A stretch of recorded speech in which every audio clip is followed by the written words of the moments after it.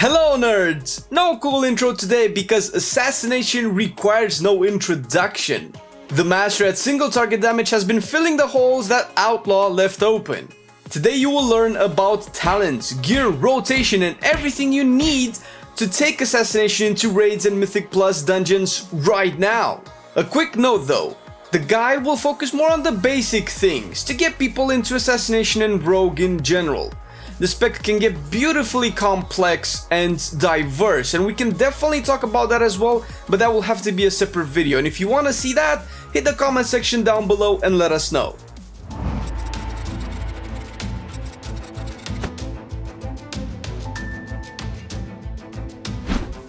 An unfortunate trend seems to plague the rogues, giving them very little in the choice of talents. There are a few you can change around, sure, if the playstyle suits you, but generally there is one build that you will use for most things. On the first row you will go with elaborate planning. This baby gives you a short period of extra damage after you use a finisher. Since Assassination favors haste a lot, your finishers will be more and more frequent the more gear you get, so this talent scales in value. Second row, Subterfuge is the way to go. This talent allows you to cast stealth abilities for 3 seconds after leaving stealth, which is good because it also empowers Garrote while casting it from stealth and subsequently for 3 seconds after. These empowered Garrotes work amazing with a certain Azerite trait we will discuss later on. Not only that, but you can essentially cast it on multiple targets since it doesn't incur a cooldown during those 3 seconds, which means the silence effect can be applied on multiple targets. This can work amazing in Mythic Plus situations where you have trash mobs that cast annoying spells, normally on the interrupt rotation. Third row, Vigor, pretty much always. The max energy is 100% welcome, but sometimes I feel a lot better with the 10% energy regeneration. With lower haste levels you can feel very energy starved sometimes, waiting for that mutilate to become available. Tier 4. Now this is a tier specialized in utility. Utility is something that can change based on your skill, knowledge and general handling of your character, so there won't be one right option always. The easiest to go with if you are starting off as an Assassination Rogue is Cheat Death. I guess I shouldn't be explaining this talent since its very name defines the genre of talents that save you from dying. Your other option is Elusiveness, because leeching poison is just not putting out the proper numbers to be worth it. Elusiveness is a much higher skill cap talent that you have to know exactly what encounters you will be facing before deciding this is better than Cheat Death. And even so, Cheat Death can essentially let you deal with mechanics that you normally shouldn't have any business dealing with. Tier 5 is somewhat a utility tier as well. Internal Bleeding is actually the biggest DPS gain on the row, even though we are looking for utility here. It's definitely a valid option, and if you can find those ads that can be stunned, the extra bleeding will be well worth it. Clearly it doesn't work on bosses, but no talents on this row do, so it's fine. The other option you might want to consider is Iron Wire, which affects Garrote. It has 2 functions. 1, it extends the silence, and 2, it provides damage reduction from the affected target. You can probably tell that this talent is meant to help your tank take less damage and /or it can help with multi-caster packs where you can use Garrote multiple times with Subterfuge and silence a whole bunch of fools. And if they aren't casters, their attacks will at least deal less damage to your tank, which he or she will definitely appreciate. Wait, girls don't Tier 6. Okay, Assassination has some options, so the talent tree is not that static. I would recommend Toxic Blade though. It at least seems better for me at the moment. It's also easier to use and provides some on-demand burst. Exsanguinate is the other valid option, and yeah, this also provides burst, but it requires a little more setup to be used properly. It also has a bigger cooldown, costs more energy and does not generate a combo point, as opposed to Toxic Blade, which does and helps with stuff like totem spawns in King's Rest or explosive balls in certain Mythic Plus weeks and such. Last row is purely an AoE row. For raiding and tyrannical weeks and generally when you want single target damage, take Poison Bomb. This talent is also seeming better for me in AoE as well. Although I have done some dungeons where the pools were large enough that Crimson Tempest seemed to be more efficient. In AoE, the damage difference is not that high, but if you are serious about doing hard AoE damage, take Crimson Tempest instead. It won't help whatsoever on bosses, but hey, you can't do everything, right? We are not Havoc Demon Hunters.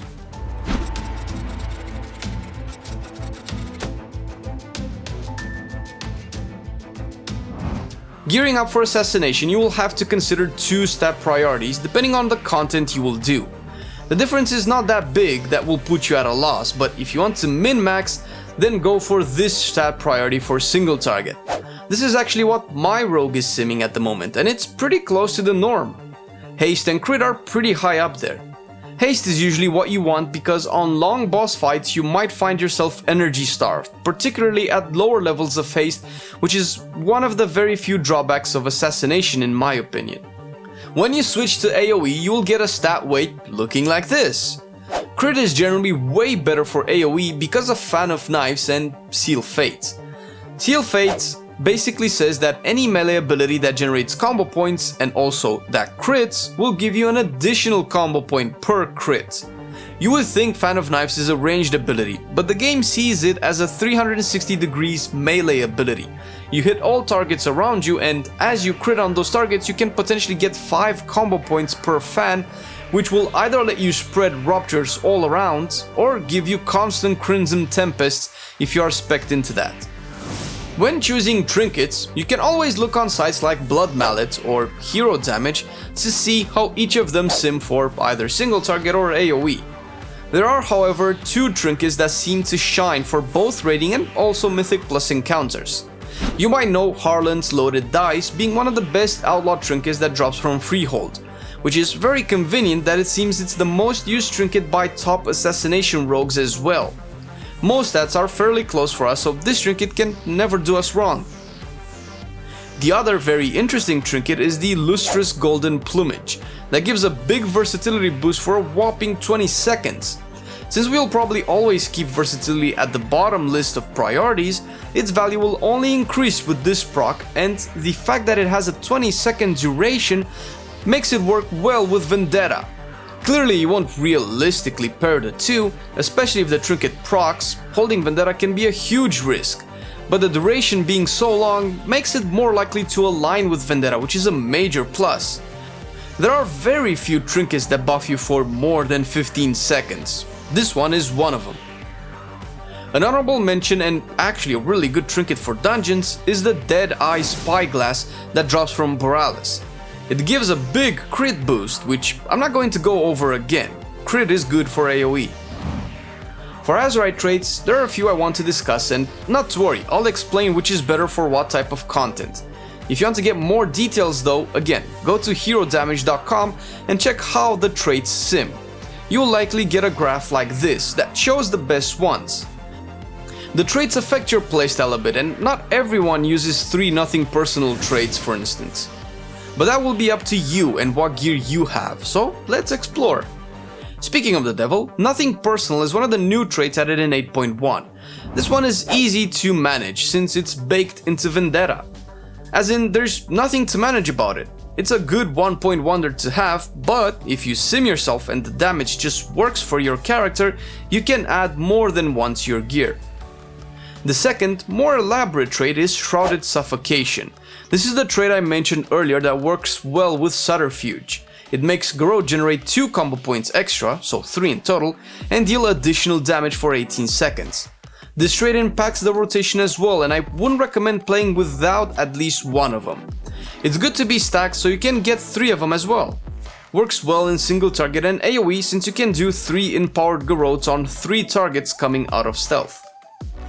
The third trait you need to consider is Double Dose. This bad boy is amazing in single target scenarios and you can 100% stack it for the bonus damage. Probably not the best to have in dungeons, unless you really want to take that tyrannical boss down.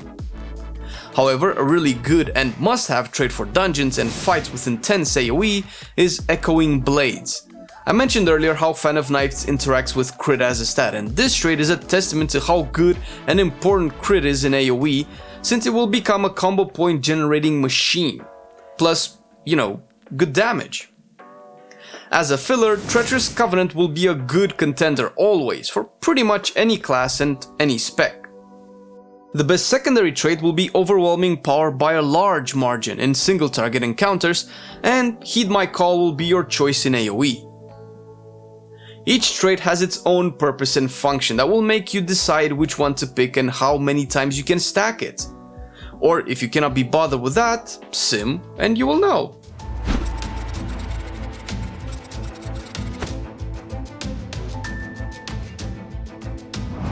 A quick disclaimer. Every fight is different and every opener is different depending on your talent and traits, so keep this in mind. There is no universal best opener for all situations, and keeping in theme with our guide, I will talk about the opener considering you have Shrouded Suffocation and Toxic Blade talented. Subterfuge is a given, of course. If you guys are interested in a more in-depth / advanced approach, where we can talk about Exsanguinate and other openers, leave a comment down below and we will follow it up. Start with Garrote, then Rupture, then Garrote again, then Vendetta, and Toxic Blades. You follow it up with Envenom and Mutilates into more Envenoms while being careful not to waste combo points. When Garrote has dropped off completely and you just use the finisher, meaning 0 combo points available, vanish and do 2 Garrotes and another finisher. Whenever I say finisher, I am referring to Rupture with priority if it's about to fall off, and if not, Envenom. For cleave fights, 2 targets usually, you open up with a Garrote on the first, a Garrote on the second, and on the third Garrote on the first target again. Use Rupture on the main target, build combo points with Mutilates, Rupture second target, then continue with normal rotation by popping Vendetta and Toxic Blade on the main target.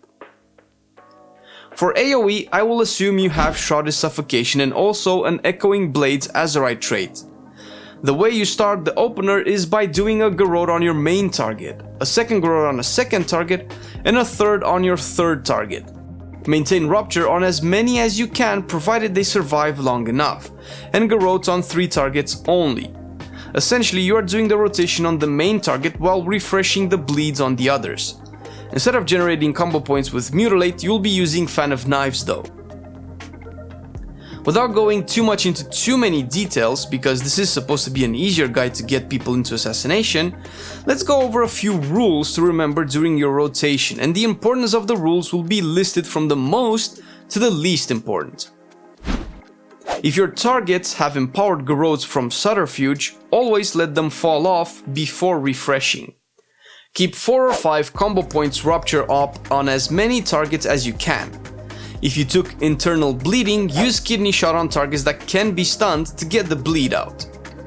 Use Envenoms with 4 or more combo points always, and if Vendetta and Toxic Blades are not up on the target, you can actually pool energy up to about 80% before spending it on Envenoms. Only on single target though. Always use Fan of Knives on 4+ targets, and 3+ if you have the Echoing Blades trait or if your targets don't have deadly poison on them yet. Use Mutilate in Cleave on your secondary targets if you need to reapply deadly poison. If you have to run because of a mechanic and you're about to cap on energy, throw a poison knife.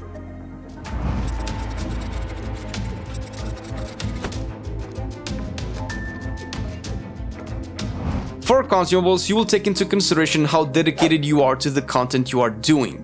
If you want to focus on single target, focus on haste. If you want to excel at AoE, focus on crit. As such, the rings will have Pact of Haste or Pact of Crit, with the gems following the same rule. The weapon enchants can be Quick Navigation on one and Deadly Navigation on the second, since the same enchant twice is not worth it pretty much ever. Lastly, Agility Flask and Battle Potion plus the best feast you can have is what you should be eating. If not, then of course get Haste Food for raids or Crit Food for dungeons. If you want to play a dot spec but at a safer distance, check out our Affliction Warlock guide, and you can learn about the talents, rotation and gear that you need for your bad boy in raids and Mythic Plus. Shout out to our Patreons for keeping our passion alive and making it a reality. And if you want to support us a little bit more and get some perks along the way, you can find our Patreon page down below in the description. Thanks for watching the video and being awesome. See you in the next one.